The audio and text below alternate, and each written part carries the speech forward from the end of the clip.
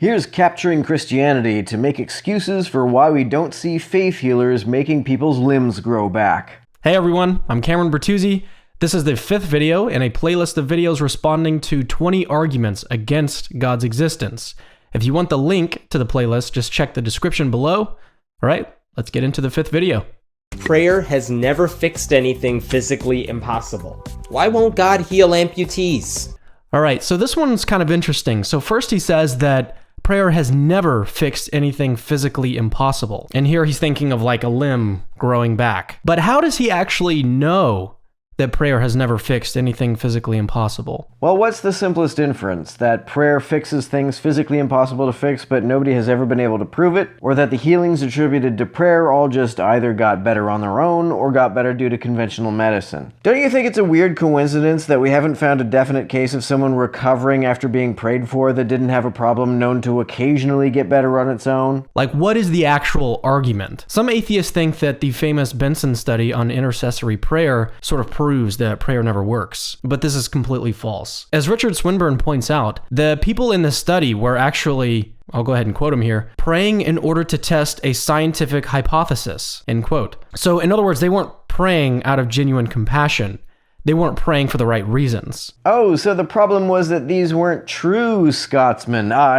Prayers. Well, if you want a study that does not depend on prayers that were just done to test a hypothesis, look at the one Francis Galton did in 1872. Since the British royal family received countless prayers for their well-being on a weekly basis, Galton figured that if he looked at their average life expectancy and compared it to the life expectancy of non-royals of comparable wealth, he might see a difference. What he found is that among wealthy folks, the sovereigns are literally the shortest lived of all who have the advantage of affluence. If countless congregations all around the British Empire are weekly praying for your well-being, and prayer has some effect, then why is it that the British royal family live no longer than any other rich folks? And he actually goes on to say, quote, "The negative result of the Benson study is entirely predictable on the hypothesis of a loving God who sometimes answers prayers of genuine compassion," end quote. So this study actually doesn't prove anything about the efficacy of prayer. Second, as Dr. Craig Keener notes in his massive 2-volume work on miracles, restoration accounts of limbs are rare, but they do get reported. In one of these reports, a leg like severed below the knee grew back. And in other reports, shriveled limbs sort of like miraculously filled out and started to work again. Now, I'm not saying that these accounts are true. They may be true, they may not be true. My point here is that while restoration accounts of limbs are rare,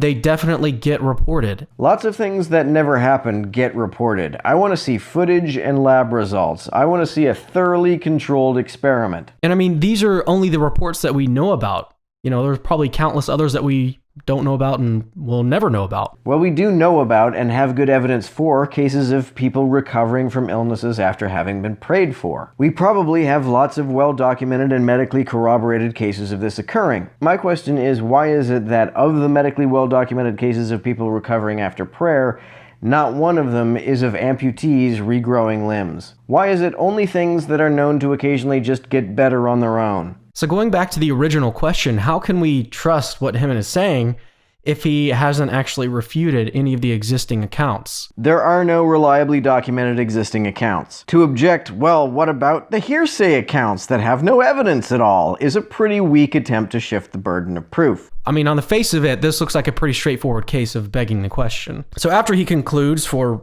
reasons unknown, that prayer has never fixed anything physically impossible. Oh, I know the reason. It's because we've never seen evidence of it anywhere ever. He then asks why God won't heal amputees. And there's a lot of problems with this, but the first is that it's a loaded question. As I've already noted, restoration accounts of limbs do get reported, and so just like asking why they don't happen is question begging. I will concede that my question is better than Hemant's. My question is, of all of the medically well-documented and corroborated cases of healing that have been attributed to prayer, why is it that not one of them is a case of an amputee regrowing a limb? Secondly, questions are not arguments. Okay, here's an argument.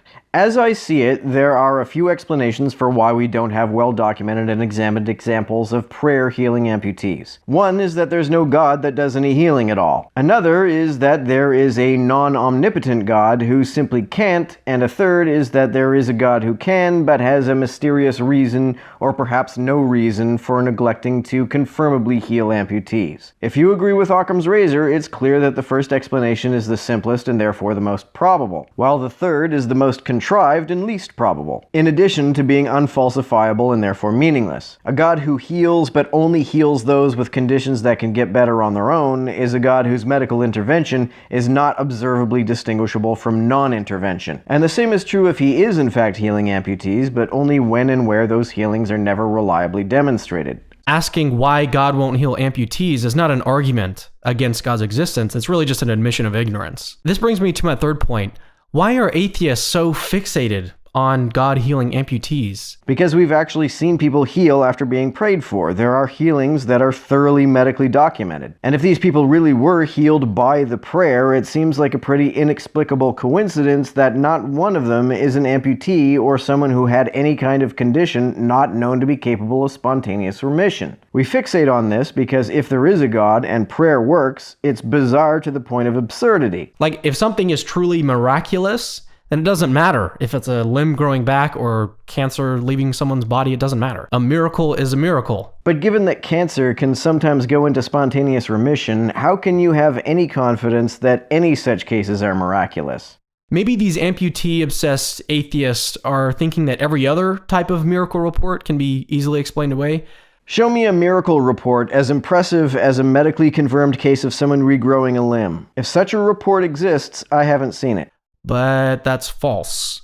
Just look at the resurrection. I would love to get in a time machine and look at the resurrection. Unfortunately, that's not an option. All we have are, at best, second-hand accounts of the resurrection. And those are more plausibly explained by the inevitable and unavoidable embellishment that comes with a story being passed around orally for years before anyone writes it down. The best explanation that atheists can come up with is that everybody that saw Jesus, even the groups that saw Jesus, were hallucinating. That's not the best explanation atheists can come up with. I just came up with a better explanation in my previous slide. Unless someone went back in time and gave all the disciples a bunch of oculuses, they didn't have any group shared experiences of Jesus together.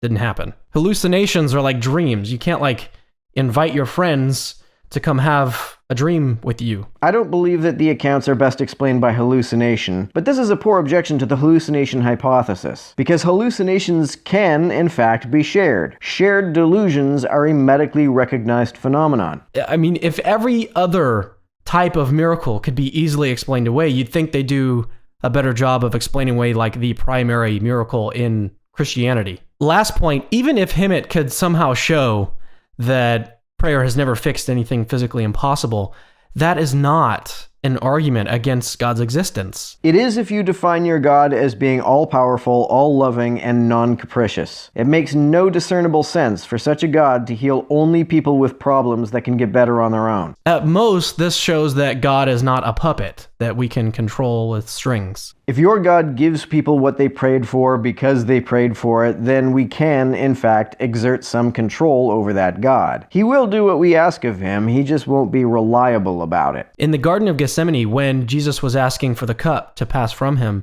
he said these famous lines, "Not my will, Lord, but yours be done." Jesus knew that what's best for us isn't necessarily what we will, but what God wills. Then why bother praying at all? What's the point of praying for Yahweh to do the things that he thinks are best to do anyway? To quote Richard Swinburne again, and I mean, who doesn't love listening to Swinburne quotes, quote, "God knows far better than we do whether it will be best for that person and others affected by him that he should recover immediately or later or not at all." So again, why bother praying? If your God knows best about whether someone recovers and has made up his mind about whether he's going to heal them, then what is prayer supposed to achieve? Is Yahweh forgetful? Is it just a reminder? To sum up, the famous Benson study on intercessory prayer doesn't show anything about the efficacy of prayer, much less about the existence of God. And asking why God won't heal amputees, Himmet is simply assuming that God has never healed amputees, but that's obviously question-begging. No, it's not. He's not assuming that amputees have never been healed. He's quite rationally, inductively inferring it from the fact that we've never confirmed any such occurrence. And even if he weren't begging the question, which he obviously is, this is not an argument against God's existence. Again, it is if you want us to believe your God is all-powerful, all-loving, and non-capricious. God is in a unique position to know exactly what's best for us, even if from our limited perspective it might not seem like it. This is a totally unfalsifiable and therefore meaningless claim. Divine intervention on our behalf that's carried out in a manner whose benefits are beyond our ability to understand is, for all intents and purposes, indistinguishable from divine intervention that is totally arbitrary.